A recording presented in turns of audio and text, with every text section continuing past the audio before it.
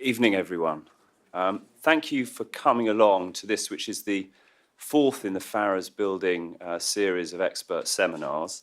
It's the first we've had on liability issues. Up till now, I think we've had a couple on medicine, one on prosthetics and quantum. Today, though, accident reconstruction. Probably the only bit of law you're going to hear at all comes from me. And that's to do with the test that we have to deal with to obtain permission to rely on accident reconstruction expert evidence.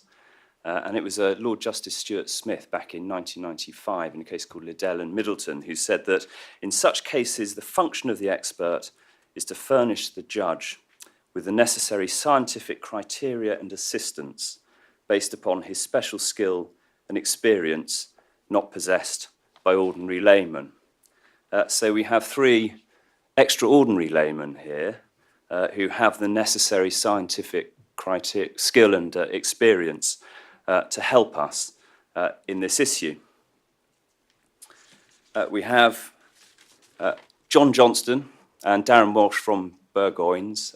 John is going to be speaking first. And we also have Chris Lane, who's going to Simon Lane, I beg your pardon, who's going to bring up the rear, as it were. There's then proposed a question and answer session, and we're more than happy to do that, although I think general experience has been that actually finding someone over a beer and having a chat outside seems to be a bit more conducive to open debate and discussion. So I'll simply canvass at the end whether we have any questions to deal with on that.